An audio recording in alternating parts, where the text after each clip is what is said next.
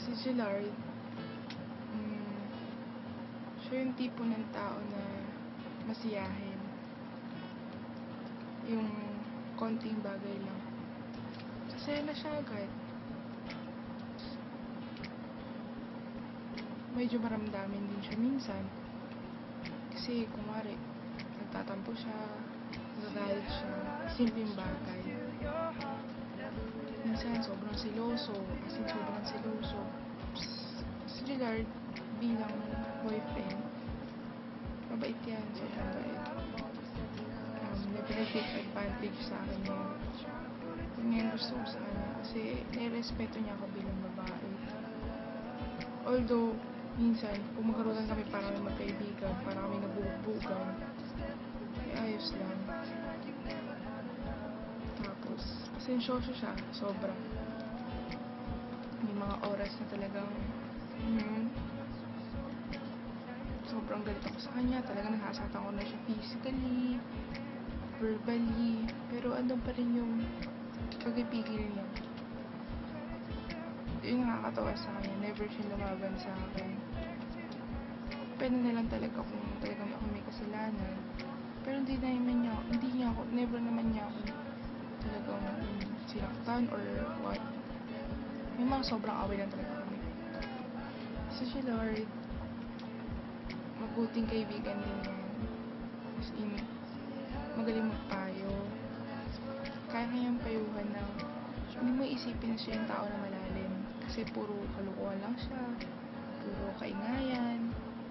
Pero siya yung tipo ng tao na kapag nakausap mo na masinsinan,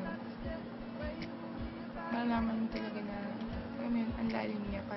Tapos si Gillard bilang anak, sa nakikita ko, mapagmahal din siyang anak eh. Mahal niya yung mama yung papa niya. Si Gillard bilang kapatid, ayun, makulit yun. Sobrang kulit nun, sobrang kulit.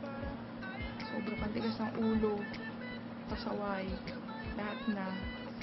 Minsan lang talaga, pinatopak. Huli lagi. Sumo-sumo. God. Si Gillard bilang tao, siya yung tao na mahirap nang matagpuan sa panahon ngayon bilang isang lalaki.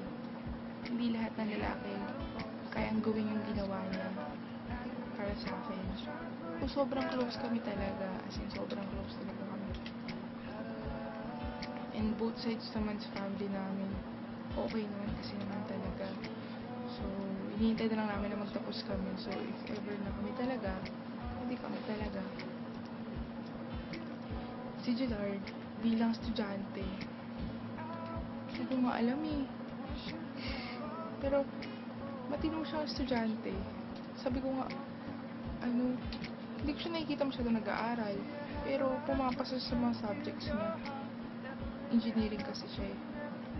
Si Gillard bilang kaaway, ewan ko, feeling ko sama niya naging kaaway, nananapak, kakaloka. Pero as a whole, si Gillard, para sa akin, si Gillard yung taong binigay sa akin ni Lord para maging okay ako, para magabayan ako. Kasi hindi lang naman siya boyfriend sa akin eh. Sila rin tatay ko, kuya ko, best friend ko. Lahat na. Kapag mali ako, sabihin niya. Although nag-aaway kami dahil sinasabi niya sa akin yun. Kasi ako nga boss nun eh. Ako nga eh. Pero sa isang banda natutuwa ako kasi sabi nga, pag may umalis sa buhay mo, may babalik. May darating. So, sinabi ko na hindi mangyari to lahat kung hindi to purpose at gusto ni Lord. So, nagpapasalamat talaga ako kay Lord dahil binigay niya sa akin si Lord.